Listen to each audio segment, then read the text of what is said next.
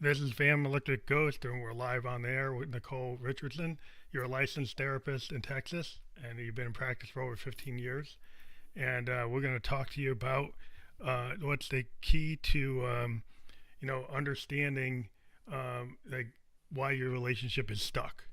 That's what we're going to get into a thing like that, and it's something I think a lot of people probably feel that they get stuck in loops.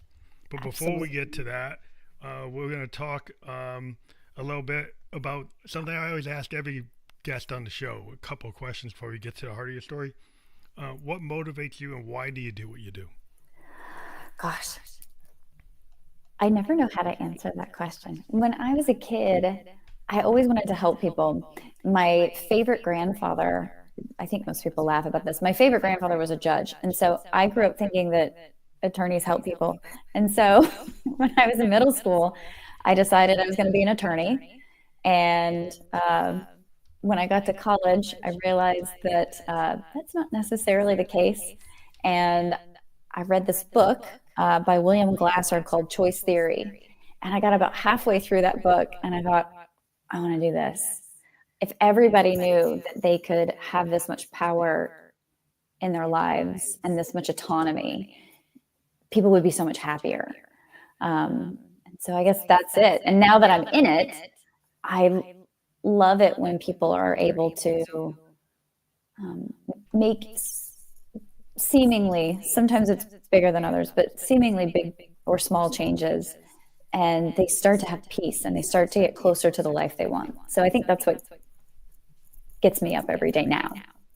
That's cool. I mean, I think it's interesting when people want to do something that's going to help people. It's going to, pay it forward. When you think about, folks who are mentors or therapists or people who listen to other people and try to help them process, not just as like a lot of times in Yeah. life you have people like, are is there somebody going to help you, or are they going to red mark you?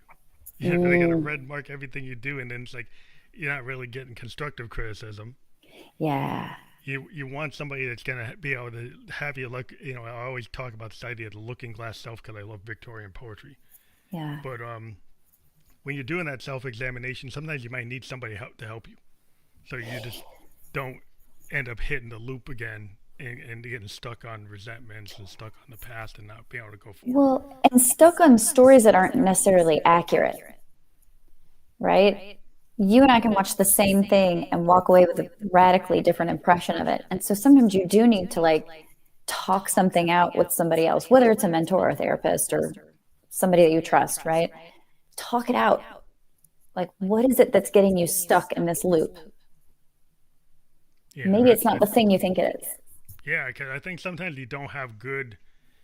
Like when you're an artist, sometimes you're not a good judge of the art you Oh, just created. definitely.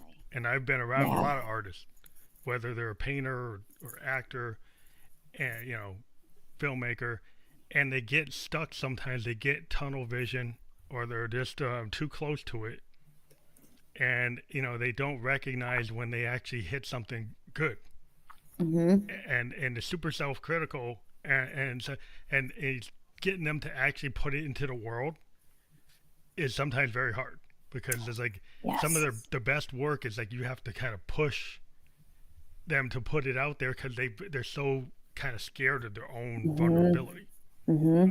And there's all the perfection trap and the comparison trap, and they're like, oh, it's not what I was trying to hit. Like it doesn't Hmm. matter that you were trying to hit X, you actually hit something else, and it still strikes a chord. Yeah, but the imposter syndrome is real too, right? Like, Yeah, well, it didn't come out the way I thought it would. Well, that doesn't mean it's not cool. yeah, Doesn't mean that's it's the not main thing. interesting and thoughtful.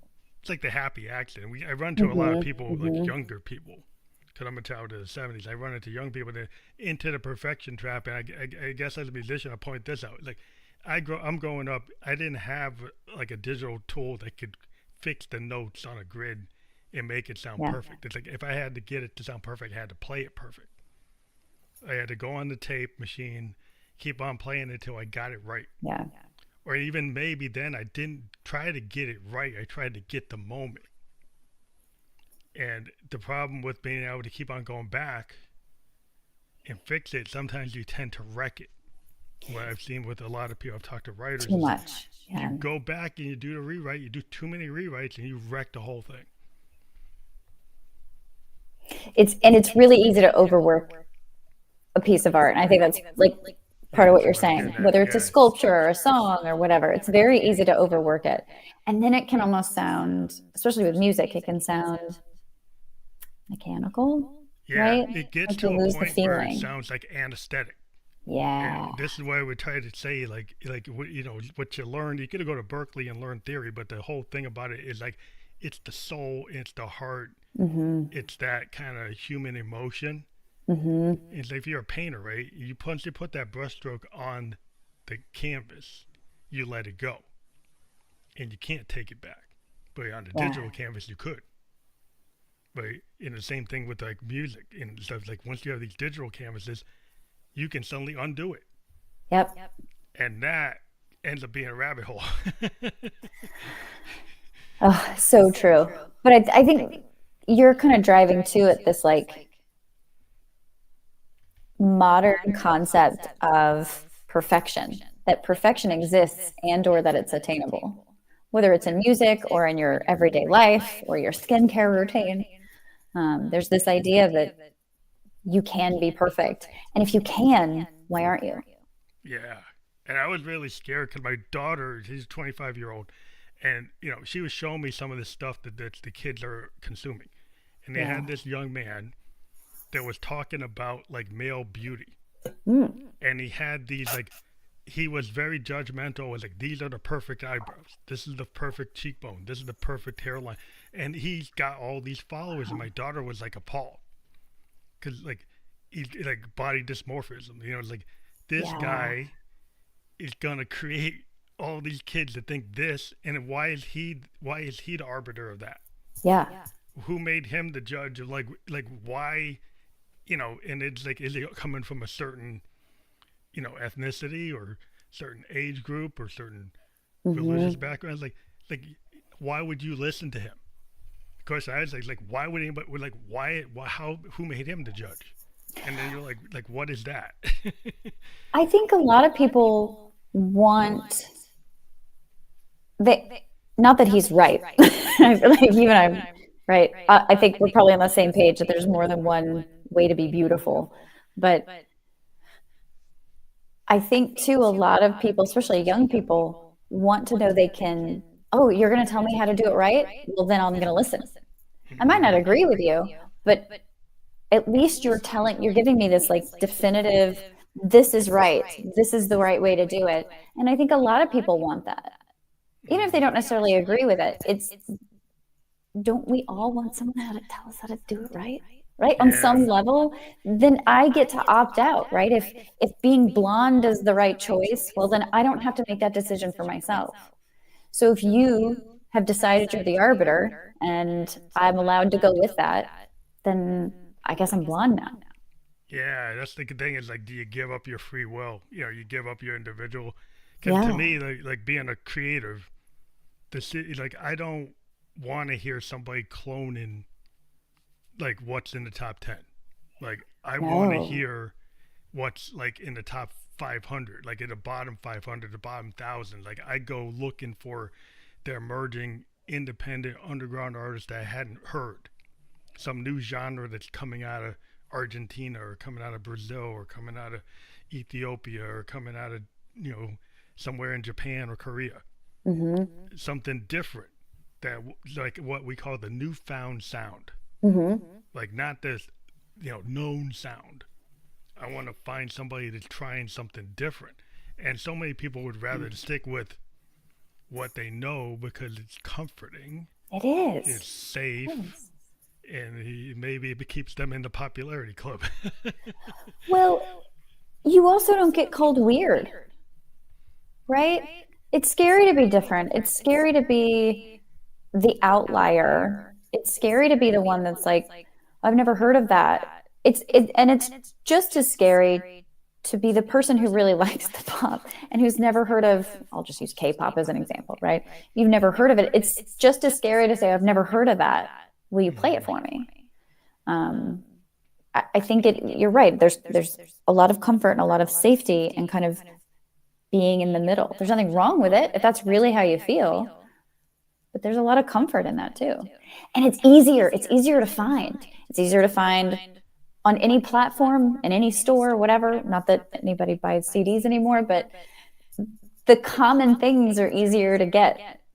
Yeah, but I just wonder if like people's individualism's kind of getting stamped out.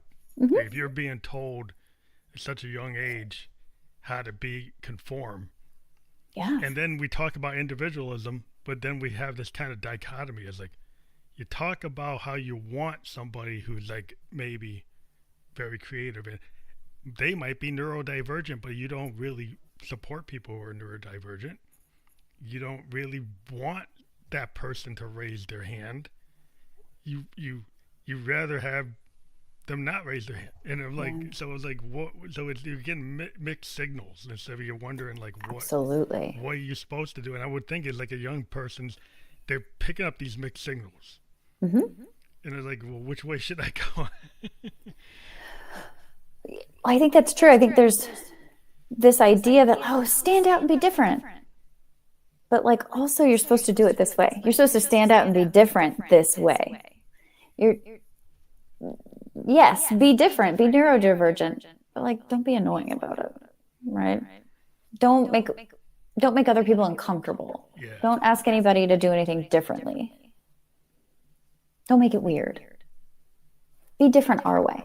So there's still like this pull to like sameness and the middle and the homogeny. Yeah, and also in terms of like relationships, like people have like very like they have a romantic idealism, right? Yes. So like I'm looking for my soulmate. So what does that mean?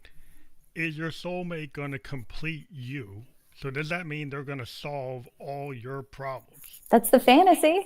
Right. But the thing is, like, if you come to a relationship and you haven't solved your problems, like you haven't solved imposter syndrome, you haven't solved that you're somebody that's like I always forget the name of it, people pleaser, Mm-hmm. and you didn't solve that. You get into the relationship and you're just giving, and suddenly you hit your max, and nobody knows that you hit your max because you've always been a people pleaser. Yeah. And then suddenly you kind of act out, and it's like, oh, well, I didn't know you didn't want to do that. Well, and meanwhile, your partner's completely befuddled because they haven't done anything differently. And yet here they are being fussed at, or worse, dumped. And they totally don't understand why. I think, too, there's a lot of pressure or I don't want to say misbelief, because I don't know if that's a word, but there's this idea that happiness is like a sustainable constant, that you can achieve happiness and then you're there. You're gonna Yes. stay there. You're gonna be like in Nirvana. You're gonna hit this zone. And the thing is, like a lot of us, like musicians, we kind of know, like we get into this state, like on stage, right? You're working all day to get on stage. Mm-hmm. Well, it's 24 hours in a day. You're only on stage maybe 2-3 hours. If the rest of your life you hate it, you only like the 3 hours on stage, then you gotta start looking at like what's going on. Yeah. Well, Because relationships are no in the different. 3 hours all day. Right. Well, and so this idea that my life isn't happy unless I have a partner, well, that's so much pressure on the relationship and even on the other person, that they can't change. They can't have a bad day. They have to show up consistently or else I'm not happy. I have a lot, like that's a lot of pressure. So this idea that your relationship can make or break your joy, that's a tall order. Yeah, because Right. you got to find a way to cope, or to me, it's like this idea, like in music. I always bring it back to music. There's this concept like there is no bad note. There's an opportunity. In the example, I'll just kind of give a short example. Like Herbie Hancock, everybody knows him, right? Playing with Miles Davis. He, back in the day, played a wrong chord for a song. He thought Miles was going to kill him. Miles actually changed his notes to match the notes that Wow. Herbie played, and kind of evolved the song. It's a concept in modal jazz or fusion jazz that you can be in the moment. Mm-hmm. That you have a structure, but you're not wedded to the structure. You can break that structure if the moment means that something in the moment changed, and you can. Mm-hmm. You have permission to do it, and it doesn't destroy the song. It kind of could actually make the song better, Bob right? Ross's happy accidents. Yeah, it's a happy accident, and Herbie said that moment actually changed his life as a composer and musician. That Wow. he decided that being in the moment, that he had permission to be in the moment and not be so fearful of it and actually enjoy it. Like because if you're Yeah. stressing, how good are you going to be if you're stressed out, Yeah. right? But if you get rid of that stress and then you actually replace it with joy and kind of an abandon that's creative abandon, Mm-hmm. then you get a lot of positive growth as an artist. You get this like, hey, there's no ceiling. I can keep on. I can just evolve. It's freedom. Yeah, it's a total freedom instead of being in a construct and limited. And you can apply that to your life. You can apply Mm-hmm. that to all kinds of levels of things in different areas that aren't music. You can look at that and say, hey, you're giving a TED talk and you're reading off a script, but the room is not getting it. Mm-hmm. Do you stay on script or do you read the room? Do you actually evolve Yeah. the conversation based on what the moment you're in? That's hard because I feel like when I'm imagining being in a TED Talk and giving a TED Talk, I've probably spent a lot of time on that. And I totally hear what you're saying. And there's real value in that. And I can imagine standing there going, Yeah. Can people get locked in? I mean, you get I locked spent into it. hours on this. But it's like the comedian Yeah, is a really good example. You get the comedian absolutely. that's doing that kind of improv, and the Mm-hmm. joke died. But if they keep on staying on the dying jokes, they're gonna get the tomato. They're gonna get they're gonna get hit with an egg. Mm-hmm. They're gonna bomb. They have a script of things that they have. Is like, okay, I'm gonna jump in my script bag. That one didn't work. I'm using a different one. Yeah. Well, even a stand up. Yeah, Yeah. stand up is like actors do that. Method actors. The way they perform every night is different. Every scene could be different. Every approach on it is not totally on script because there's like, hey, I'm trying to understand this character. Mm-hmm. I'm trying to understand the feeling, the emotion of the moment, Why they're making these choices. why they're doing it, and so it Mm-hmm. becomes like this thing where you get this wider,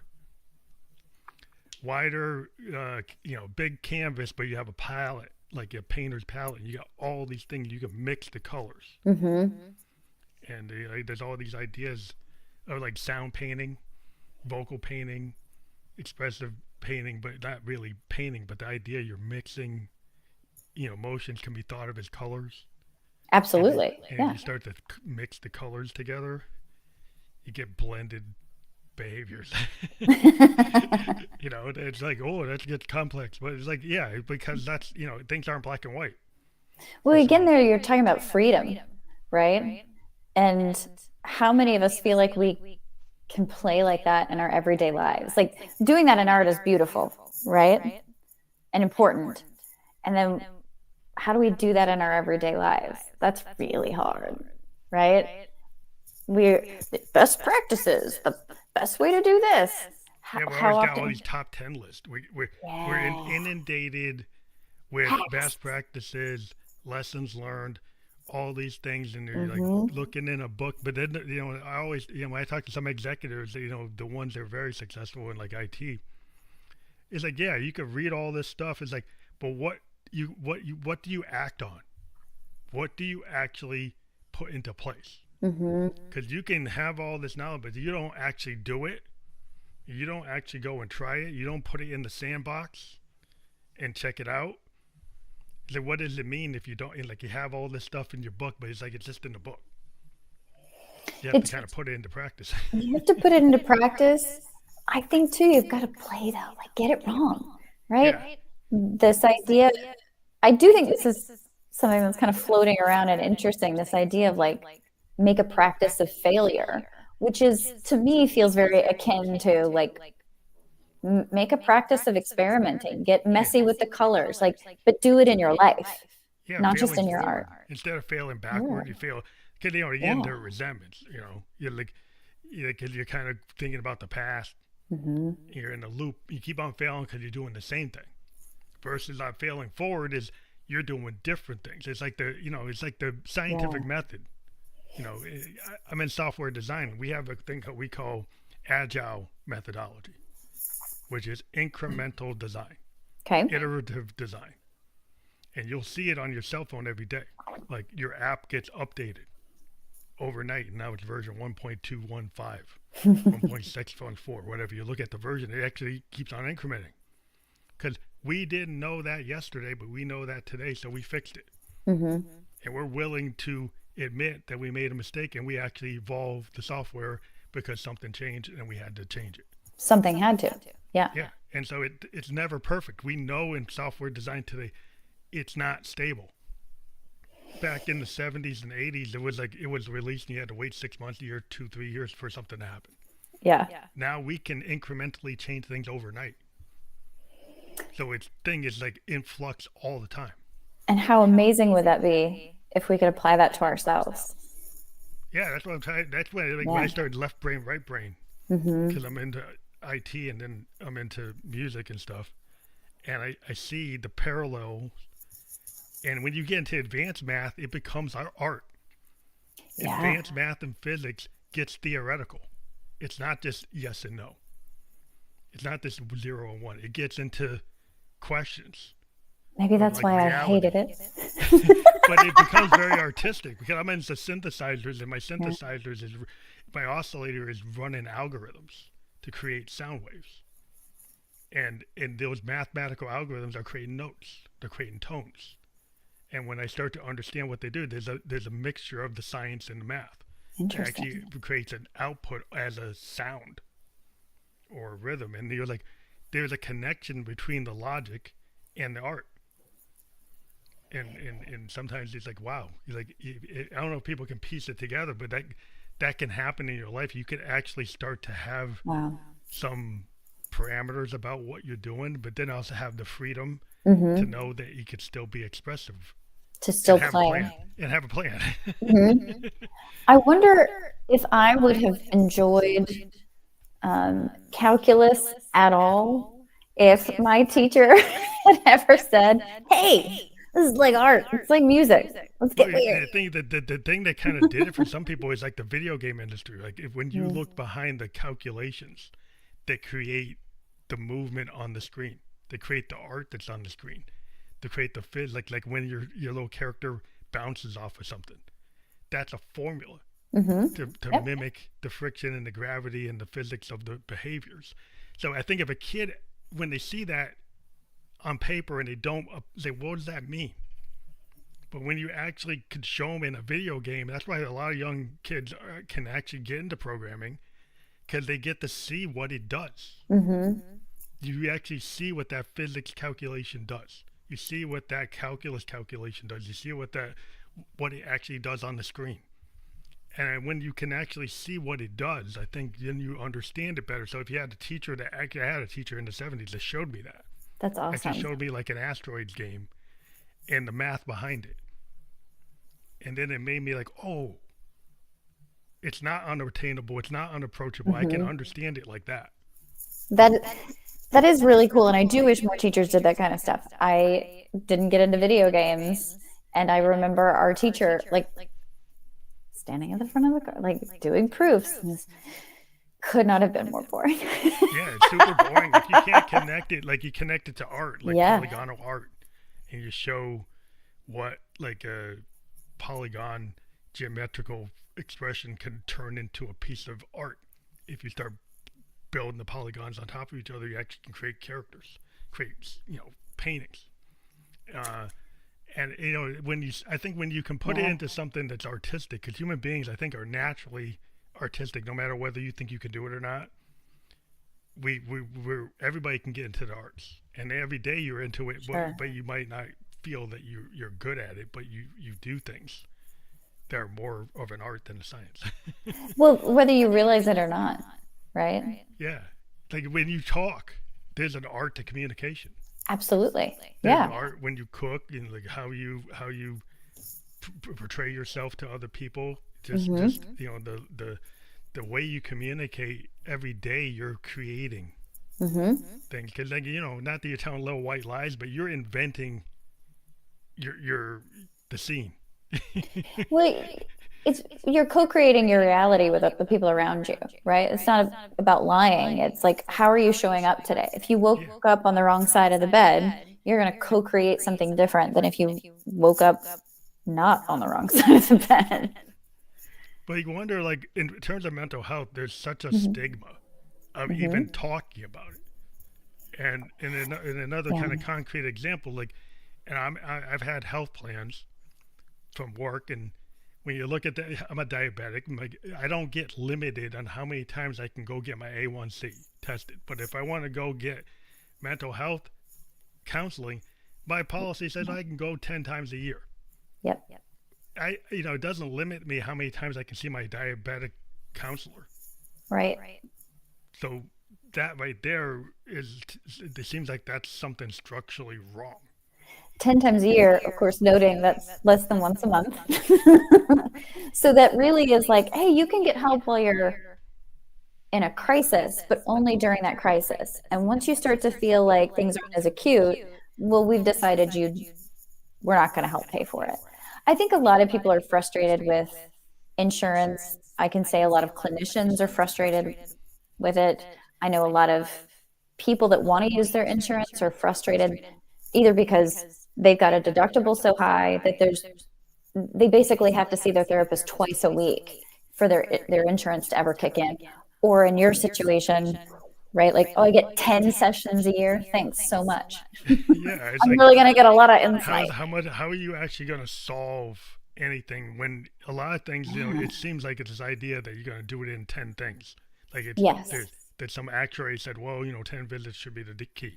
Not that you're actually going to solve the problem, No. which you can't just pin it down to a number in a spreadsheet and say, well, that's the number. I think it's the number. You can't. And you're right. It was an actuary. There was some group of math nerds got together Yeah, and said, well, this is bad in the side of middle. math. So that, yes, the bad math. And I think too, a few years ago, I hurt my back really badly and I was in physical therapy.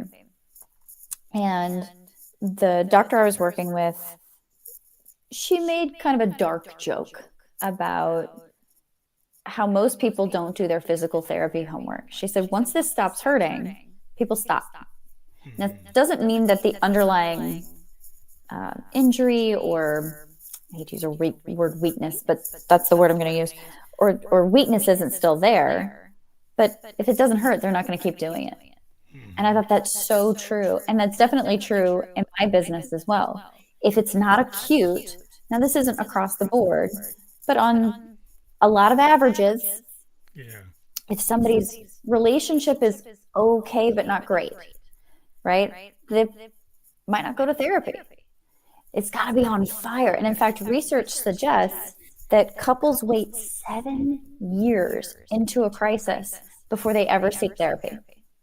And what's the likelihood, like, I am a cancer survivor, so I kind of know, like, if you don't take care of it, you're a level 3, it will go to level 4 and you won't be here. Right? So Yeah. if you wait till it gets that bad, I Yeah. was lucky I actually caught it It's awesome. before it went to like a metastasized to a 4, Good. and I'm still here. But I think that happens in all types of health situations. Absolutely. And people don't they can understand it with cancer, because like I can see the cancer cell, I can go run the scan, I can find it. Yeah. But then it's like, well, I think you can actually start to see things now, but whether or not they want to admit it. But I mean, I know there are people studying things and maybe are trying to show the actual behavior within your brain scans and blood and hormone levels and different things, and maybe you could actually start to show things, but maybe they're not buying into it because they don't want to pay for it. Well,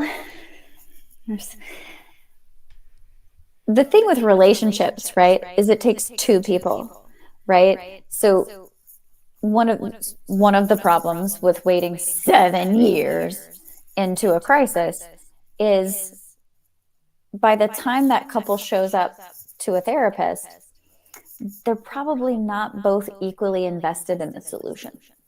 And even if they are, they're also both really invested in their own hurt, right?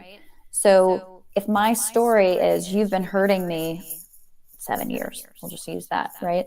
Then I've got 7 years worth of I'm gonna get you back, or I'm gonna make you pay. Go away even overnight. And when I'm in that place, it's hard for me to own my 7 years of nonsense that I've put on you.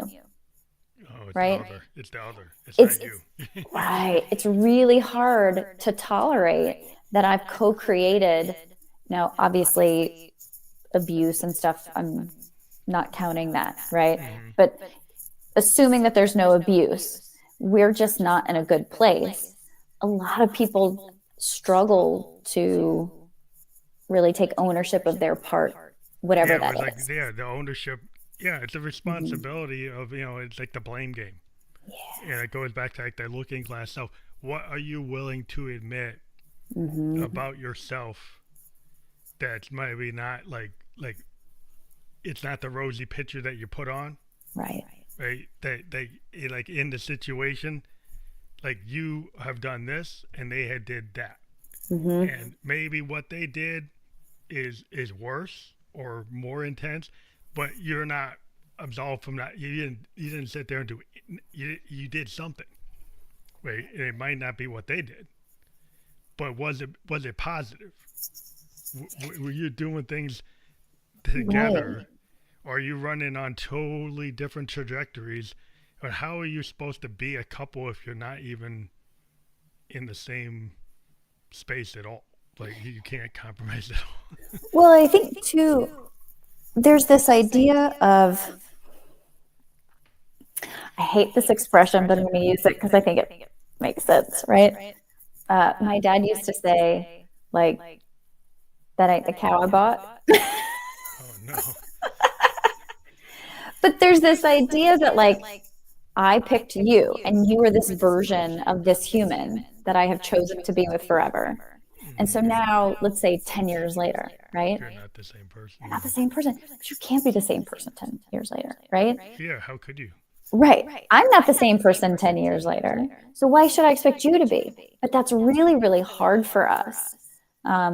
It's hard for us to give ourselves grace. It's hard to give our partner grace.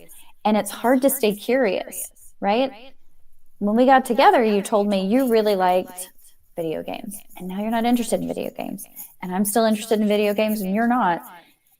And that's really hard for me to let go of and then embrace this new version of you. And that's okay. But a lot of people struggle with that. Stuck. Yeah, They get really stuck. somebody. Yeah, you get somebody, and maybe they were in their younger years. They were on the in the bar scene, or they're going out to clubs. Great example. And then later, like they have no interest in that. They want to go off and do hiking. And you still want to go to the club. Yeah. And like, well, they want to go bike, and you want to go to the club. They want to eat healthier. You want to eat the nachos. And it's like, so it's like, you're, and then you say, well, when you were 21, you liked the nachos. Correct. But now I like the avocado toast. So it's like you can think, now I'm in a different place. I'm not in the same place. It's like, well, you changed. Yes. Yes, I did. Yeah, that's like it's so crazy because you get, a lot of times, I remember my pop, he's not here anymore, but it was like, he said his father used to say, like, my way or the highway. Grandpa, not my dad. But that kind of mindset, he gave that to all his sons. Like, my dad did, all the uncles, they had my way or the highway. So it's like, that's not very compromising. Nope. And it's like, well, I'm the king of the castle. It's like, okay. So it's going to be like Ozzy and Harriet. It's going to be like Leave It to Beaver. Like, that's what it's going to be. It's going to be, it's like, why does it have to be like that? Well, I think that's such a great example of, for your dad, it sounds like he didn't want to be that way, but he probably didn't know what to do instead. And that's true for most of us. A lot of us grew up in an environment that we think, golly, I never want to live like that. And that's great. That's a healthy thought for a lot of us. But then you become an adult and you're like, well, I don't know what to do instead. And so you end up with these crappy habits that it's just sort of the pendulum swinging in the opposite direction. Yeah, it's hard because like you grow up with this everybody knew like mom was really in charge. Pop can say that, Right. but as soon as he walks out the door, it's like he's not in charge. This is my house. Mom and grandma and aunt, they're in charge. And maybe he thinks he's in charge for the time he's around. As soon as he walks out the door, it's like it's out the window. Whatever your father said, no, listen to what I told you. So it's like, okay, that's how they used to handle it. It's like he thinks he's the king. Mm-hmm. You reminded me of, what is it, My Big Fat Greek Wedding, right? When the aunt says something like, the man runs the house, but the woman turns the head. Yeah. Yeah, it's like people found a way to subvert it. It's like yes. No, women found a way to subvert it. Yeah, that's as best they could. The best they can, yeah. But he shouldn't have to subvert something. He should be able to can't I just do it? Can't I just speak the truth? Can't I just speak my mind without getting dinged for it? Maybe getting pushed on. That's why I've always wondered. Like, is that's the way we should make it? That's the right way? Versus, like, why can't people have their expression heard and felt and understood and, realized? I can tell you why. Like, because it's scary. So what you're talking about is an egalitarian relationship where two people are equal and their voices get heard and their opinions are aired out.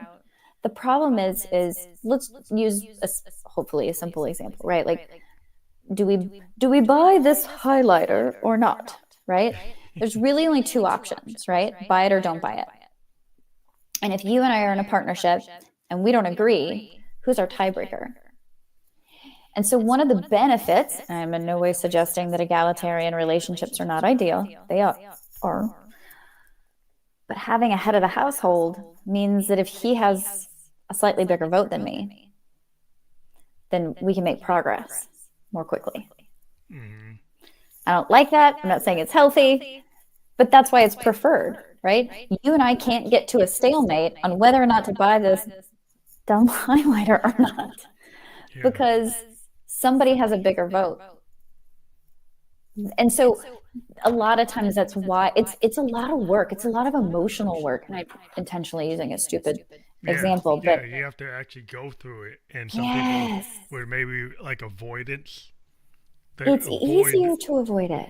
Yeah, because having the conversation sometimes is like, well, that's stressful. Yes. So kind of like what we were saying earlier about your daughter finding the arbiter of male beauty, right? He has decided, and so for some people that follow him, he has made their lives easier because they now know what their ideal is and what they're supposed to be striving for, instead of having to do their own work. And in a relationship, it can be so vulnerable. Should we have another baby? Should we not? Right? I feel really strongly. You feel really strongly, and in opposite directions. And how do we figure that out? And parsing that out, that's such a big decision to make.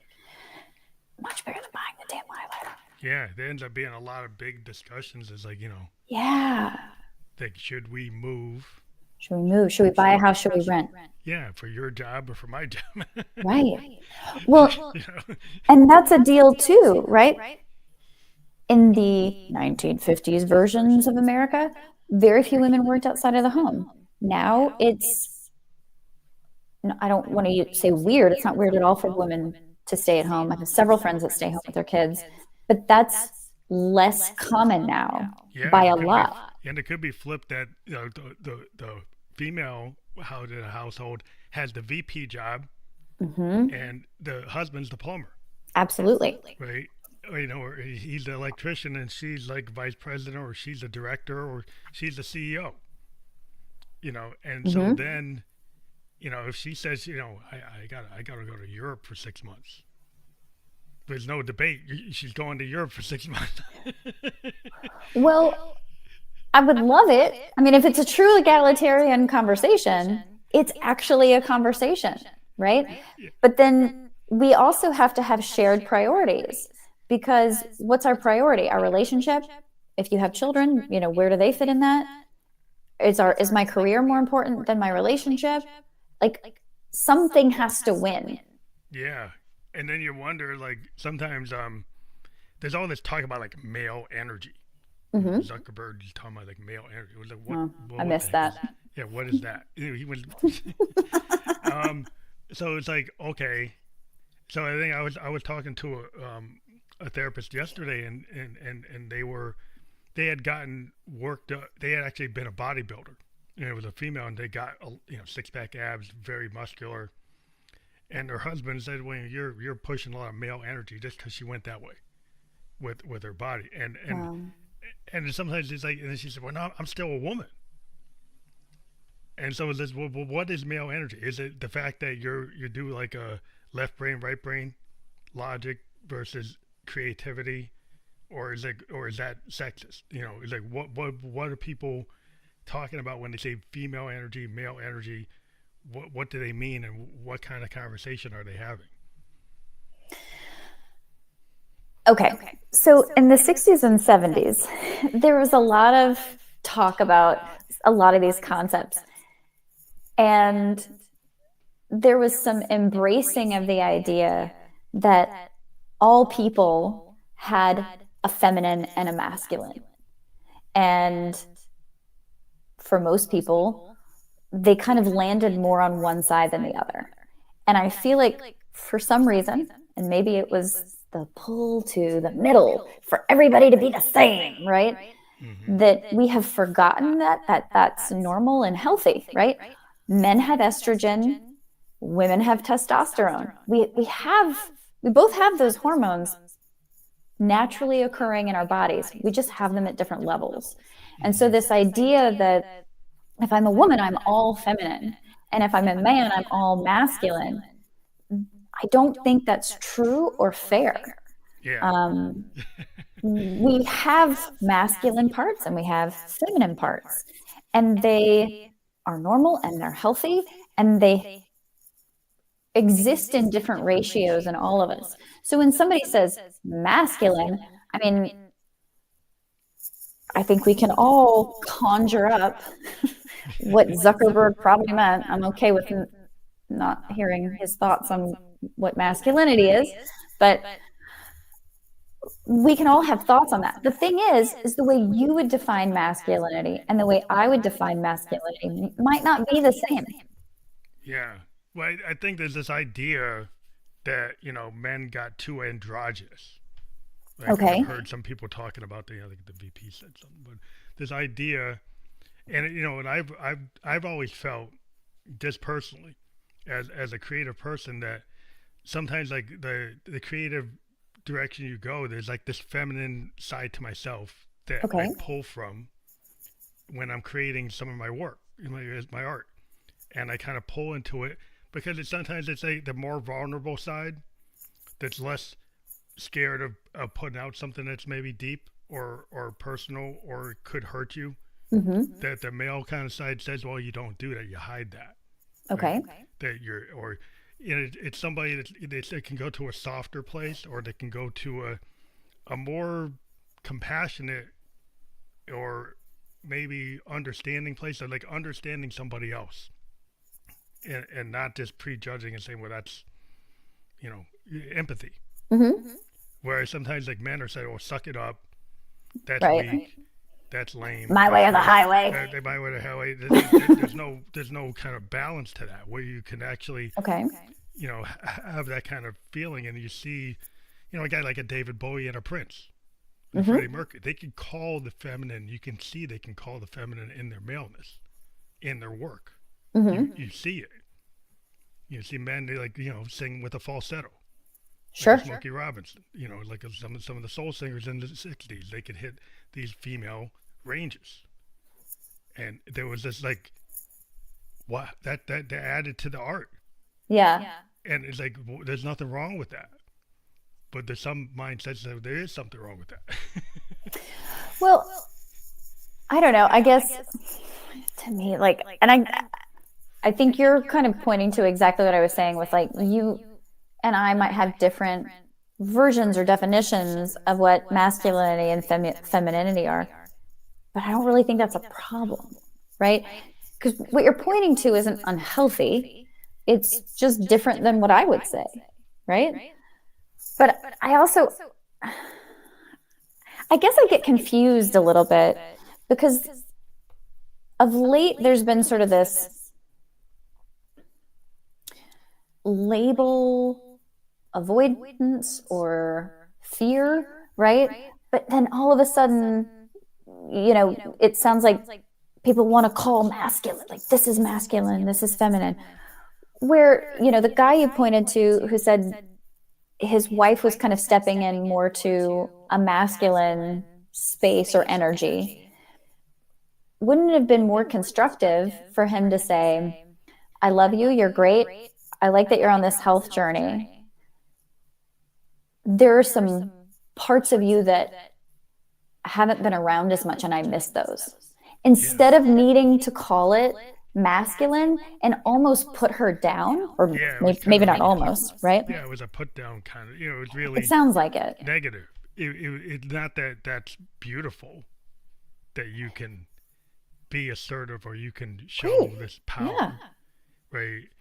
And like some people, it's like, oh, he's femme, and it's a put down, or they're androgynous, and it's a put down, rather than like they're creative and they found this feminine energy within themselves and they've created this art that I wouldn't have imagined that they could do.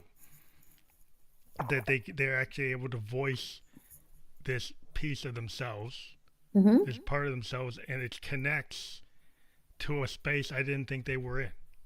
Or maybe I wasn't in. Right? And so then they're like, oh, I can understand that. I can actually, like, I love what David Bowie used to do with like his Ziggy Stardust character. And he got into that, and you can see on stage it's androgynous. You can see that he's calling this feminine within him, but he's still a man. But he's calling this femininity within himself. You saw that with Freddie Mercury. You saw that with Prince. And they could call that, and it was, as an artist, there's a lot of beauty in what they did. And so you could say, like, well, yeah, like, what's wrong with that? Well, I liked Prince a lot. I was not a Bowie fan. I'm sorry. Never been a huge Bowie fan. But I liked that I think this is part of what you're pointing to. He had this range. But to me, this is a lot like what we were talking about with art, this idea that, like, you can experiment, you can play, you can be outside of the middle, outside of the average, outside of the pop, right? What everybody likes. And what I like about David Bowie is that he was willing to be different, right? I didn't like his music, but I didn't need to, right? Plenty of people did. And so when I think about what is masculine, what is feminine, I don't know. How come I liked this sweater and you liked your sweatshirt? You don't need to like my sweater, right? I don't need to like your sweatshirt. Yeah, it's like I don't have to give you permission to wear your sweatshirt. No. You don't have to give me permission to wear my sweatshirt. No, not at all. And it seems like there are people that want to frame things so they want to control that aspect, right? And so if you're in a relationship and your partner is saying, like, yeah, you're outside the parameters of what I think's acceptable. Right. You're like, okay, where am I going to be with that? Which I just find really destructive instead of constructive. So if I'm not getting what I want from my relationship, is the solution to tell you that you're doing it wrong? Is the solution to say, I don't find this version of you the most attractive version of you, so I'm going to tell you it's wrong and therefore not feminine enough? Or can I say, like, again, there are versions of you or parts of you that I haven't gotten to be around or enjoy lately, And I miss those parts of you. I miss those expressions of you. Yeah, Is it's there like space for them? it's like thinking about what you say. It's like a listening. I Yeah. think there's like a listening skill because you have to listen to yourself, right? And there's a lot of Mhm. people who like tape somebody and actually tape what they say. If Yeah. they're always saying they can't do this, or they're not good enough, or they're always being super critical, you actually play it back and they don't actually hear what they say. Yeah. And when they actually start to hear what they say, it's like, oh, I'm a downer. Like I'm always on the down. Like I'm a I'm bummer. always done. I'm always negative. Yeah. I'm always critical. I'm never building anybody up. I'm always taking people down. Mm-hmm. It's like then it's like, oh, and maybe I was projecting what I do on other people and What I do saying, to myself. yeah, what I do Mhm. myself. I'm saying they're doing it to me when I'm the one doing Right. it. Well, I think that's actually one of the biggest, I'm going to use the F word, failures in communication is a, communication is two parts, right? Or from me is two parts. One is knowing what I need and then being able to say it to you, right?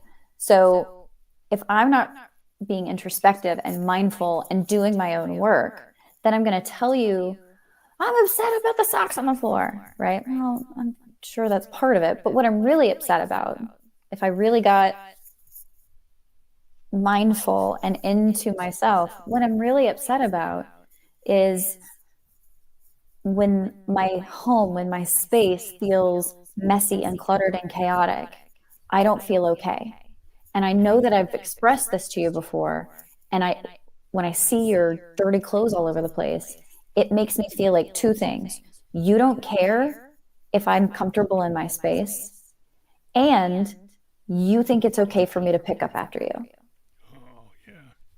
But I've got to get really like peaceful with myself, and I've got to have space for me and then do the work of being able to identify that. And then I can come to you and say, this is how I feel in a thoughtful, respectful way. And you can meet that need or not, right? Mm-hmm. But if I don't get clear with myself, I'm never going to express that to you in a constructive way. It's not going to If you don't happen. have clarity with your own Mhm. situation, you're not going to be able to actually explain it to anybody else. Yeah. So if my wife isn't feminine enough for me, I don't I don't even know if she's going to know what I mean by that. Yeah. What does that mean to me? Does that mean that she's not hitting on me? Does that mean that I'm feeling emasculated because she can bench more than me? I don't know what that means, right? So if I don't, she probably doesn't either. Yeah, I think a lot of times people are talking past themselves, Yeah. and when you're having a conversation, they're thinking about their next response rather than what the totality of what you just said. Hmm. And so if Absolutely. a lot of times, like back in to my software design, if we go into a session, whiteboard session, and we want everybody to participate. We don't want just like 2 people out of 10 people telling us what's going on. So if you get everybody putting all their ideas on the board, it's like when you get all those ideas on the board and you actually can challenge and you don't feel hurt when somebody says your idea is not going to work, because it's not coming from a place of like I Yeah. hate your idea. It's like I want to hear it, but it doesn't work for this situation. That doesn't mean you should never talk again. That doesn't No. mean you shouldn't Yeah. ever speak again. But sometimes people feel like they get set up, and once they say something, if you come down on them so hard, they'll never say it again, because like they like the response is always like, well, that doesn't make me feel good, so I'm not going to participate in this anymore.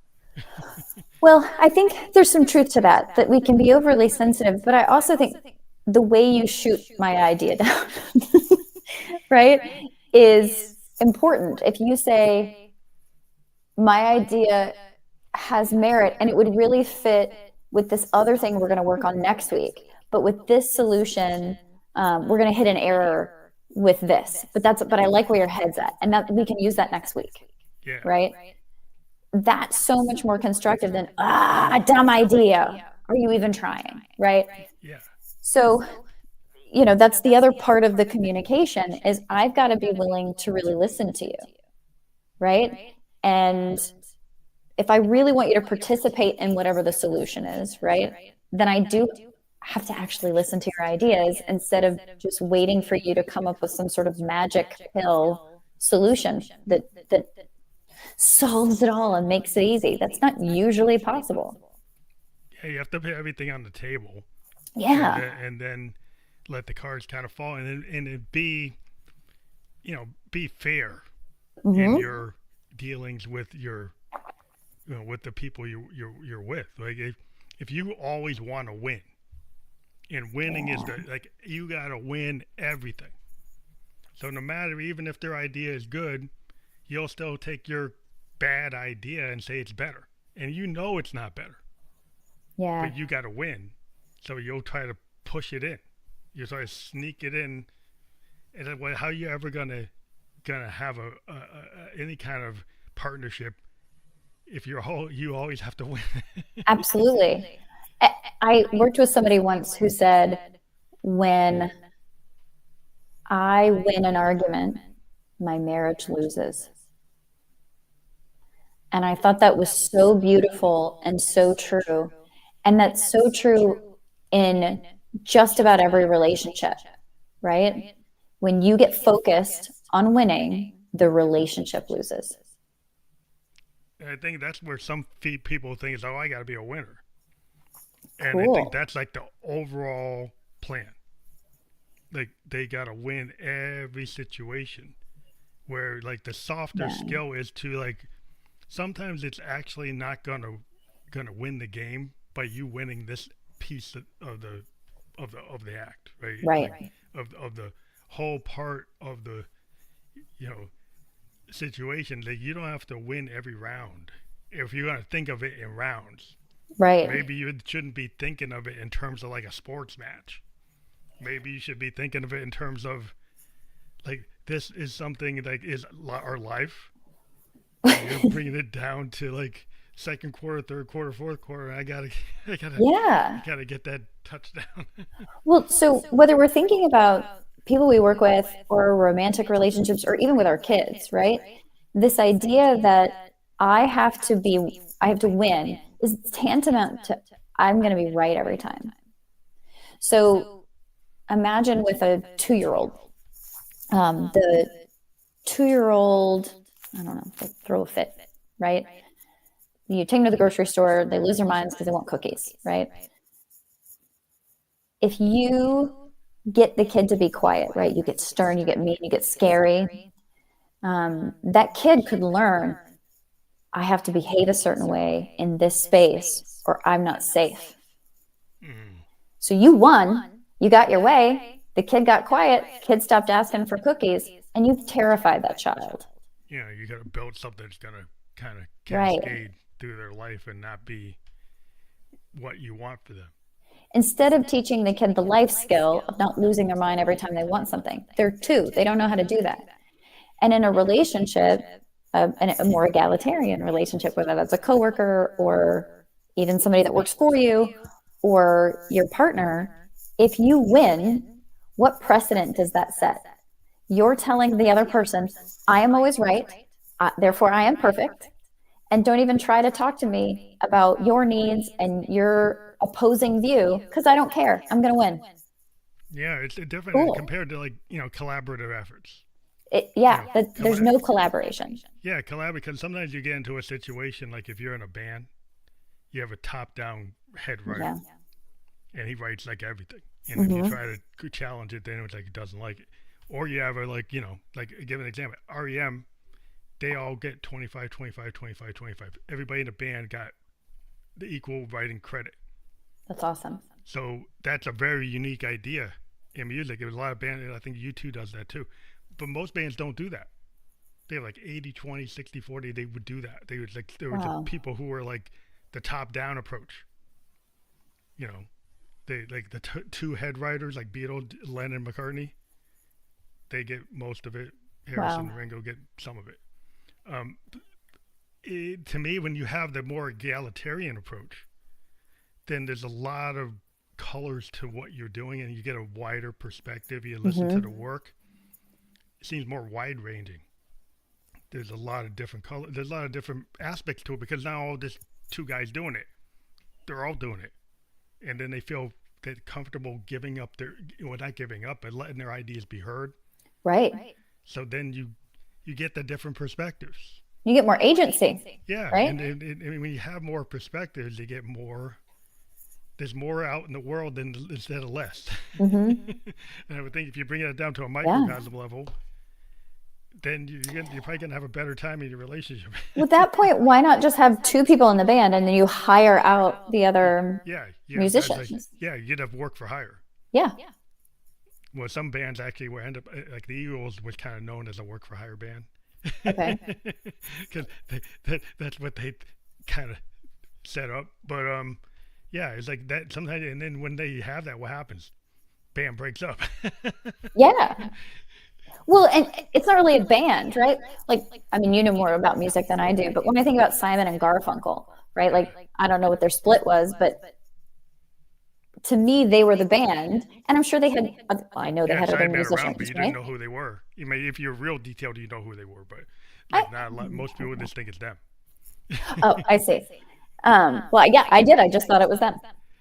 Yeah, they had other guys. They had drummers. They had other players, but like, yeah, they were top built. Yeah. And they were the two writers, and then they kind of ran into each other because like one of them was writing more than the other. One's getting more attention, and it causes breakups because it's ego. Ego plays in. It's like who's getting the top bill, who's not getting the top bill, and I think in relationships, like who is actually running the show, and do you who needs to be? Do you really need to be running the show? Like why do you have to run the show? Well, I think that kind of comes back to like, what's the priority? Am I the priority? Is my career the priority? Is my ego the priority? Or is this relationship the priority? Right? Yeah. Is it a friendship, or is it a partnership? Is it a business, or is it you? Something's got to win, which means something else is going to lose. Yeah. There's a lot of different aspects to it. Mm-hmm. And we already hit like the hour, so we kind of hit our mark. But yeah, it's just like human beings are very complex. Very. And sometimes we want to, simplify it. And I think this is where, people, when they start to understand that all the facets of your personality, all the pieces that make you you, there's a lot of foundational elements, and you can't just have like one pillar paid attention to and then think the rest of them are going to be all right. So then you want to talk to someone like yourself. So if you have your website, NicoleRichardson.com, so if people connect with you there, what can happen there? NicoleMRichardson.com. Sorry. Subtle but important difference. Totally different site. Yeah, you can find me there. I've got a blog. You can sign up for my newsletter. And if you're in Texas, you are interested in individual or couples counseling, you can absolutely reach out to me there and we can get something going. That will be fully clickable, so you won't have to remember about typing it out. So within the podcast platform, we were on Facebook, LinkedIn, and YouTube. That URL is clickable in the podcast description, and we will be on all the other podcast platforms where you can listen to or watch a podcast by tomorrow. And the same thing will apply. You'll be able to click through that URL, and we will provide a landing page later to your audience that you can share, where they can just pick whatever platform they want to watch it on or listen to it on. So thank you very much for being on the show. Thank you. It was great to meet you. Thank you. Have a great night. Have a good Thanks, weekend. you too. Thanks, you too.